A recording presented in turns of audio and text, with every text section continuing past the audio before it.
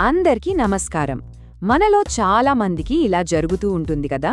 ఏదైనా ఒక కొత్త పనిని చాలా ఉత్సాహంగా మొదలుపెడతాం, కానీ 2 రోజులకే దాని గురించి మర్చిపోతాం.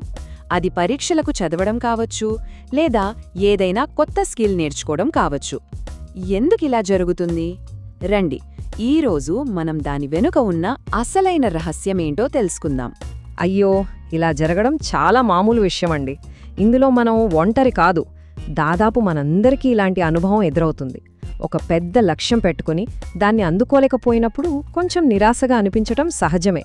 కానీ నమ్మండి, ఇందులో మన తప్పేమీ లేదు. అవును, మీరు విన్నది నిజమే.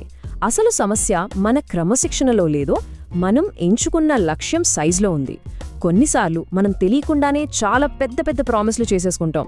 వాటిని నిలబెట్టుకోవడం మనకే కష్టమైపోతుంది.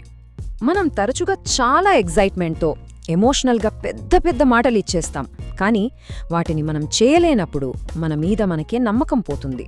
మనసులో ఏదో ఒక చిన్న బాధ మొదలవుతుంది. అదే మెల్లమెల్లగా మన కాన్ఫిడెన్స్ని తగ్గించేస్తుంది. చూడండి, ఈ పాత ఆలోచన ఎలా ఉంటుందంటే, ఒకేసారి లడ్డూల డబ్బా మొత్తం తినేయాలి అని అనుకోవడం లాంటిది. నేను చాలా సీరియస్గా కనిపించాలి, ఇతరులను ఇంప్రెస్ చేయాలి అని ఆలోచిస్తూ మనం మోయలేని బరువును మనమే నెత్తిన పెట్టుకుంటాం. దానివల్ల చివరకు సంతోషం బదులు బాధే మిగులుతుంది.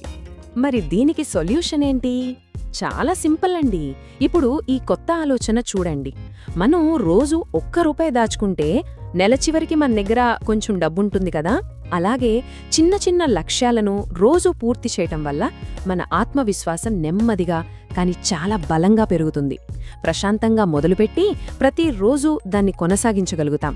అప్పుడు మనకొచ్చే ఆనందం అద్భుతంగా ఉంటుంది. సరే ఫ్రెండ్స్, దీన్నింకా బాగా అర్థం చేసుకోవడానికి కొన్ని సరదా కథలు చూద్దామా? ఇది మన స్కూల్ రోజులను గుర్తు చేస్తుంది కదా. పాపం రాహుల్ ఒకేసారి పెద్ద టార్గెట్ పెట్టుకుని అయ్యో నేను చేయలేకపోయానే అని బాధపడ్డాడు. కాని ఆశ చాలా తెలివిగా రోజూ తను చేయగలిగినంత మాత్రమే చదువుతూ నెమ్మదిగా తన మీద తనకే ఒక బలమైన నమ్మకాన్ని పెంచుకుంది. గుర్తుంచుకోండి, చిన్న గెలుపులే పెద్ద నమ్మకానికి పునాది. ఇది మన ఆఫీసుల్లో కూడా జరుగుతుంది కదా. అరవింద్ అన్ని పనులు తానే చెయ్యాలనుకుని చివరికి దేనిమీద సరిగా దృష్టి పెట్టలేకపోయాడు. కాని మనోజ్ కొన్ని ముఖ్యమైన పనులను మాత్రమే ఎంచుకుని వాటిని పర్ఫెక్ట్గా చేశాడు. దీనివల్ల అతని పనిలో క్వాలిటీ పెరిగింది, అందరి మెప్పు కూడా పొందాడు. చూసారా, కొన్నిసార్లు తక్కువ పనులపై దృష్టి పెట్టడమే అసలైన తెలివి. అలాగే వ్యాపారంలో కూడా ఒకేసారి 10 పనులు మొదలుపెట్టడం కన్నా మన శక్తినంతా ఒకే ఒక్క ముఖ్యమైన పనిమీద పెడితే ఆ వ్యాపారం ఎంత స్థిరంగా ఎదుగుతుందో కదా. తక్కువ కమిట్మెంట్ ఎక్కువ నిలకడకు దారితీస్తుంది. చూశారా, ఈ చిన్న ఐడియా ఎంత పవర్ఫుల్ అండి. మన ఇంట్లో నుండి పెద్ద పెద్ద కంపెనీల వరకు ఎక్కడ చూసినా ఇదే మ్యాజిక్ పనిచేస్తుంది. ఒక్కసారి ఆలోచించండి, మన ఆరోగ్యం కావచ్చు, స్టూడెంట్స్ విజయం కావచ్చు, చివరికి గూగుల్ లాంటి పెద్ద కంపెనీలో కూడా విజయానికి రహస్యం ఒకటే: చిన్నగా మొదలుపెట్టి దానిపై పూర్తి దృష్టి పెట్టడం. చాలా పనులను సగం సగం చేయడం కన్నా ఒకే ఒక్క ముఖ్యమైన పనిని నిలకడలా చేయడమే గొప్పతనం. సరే, ఇదంతా బావుంది. మరి మనమేం చేయాలి? ఈ రోజు నుంచే ఎలా మొదలుపెట్టాలి? ఇదే కదా మనందరి ప్రశ్న. దీనికి సమాధానం చాలా చాలా సింపుల్. మనం పెద్ద పెద్ద ప్లాన్స్ వేయక్కర్లేదు. కేవలం ఒకే ఒక్క చిన్న అలవాటుతో స్టార్ట్ చేస్తే చాలు. ఇదే అసలైన సీక్రెట్. కనీస నిబద్ధత నియమం. అంటే మనం ఏదైనా పని చెయ్యాలనుకుంటే అందులో వీలైనంత చిన్న, తేలికైన పనిని ఎంచుకోవాలి.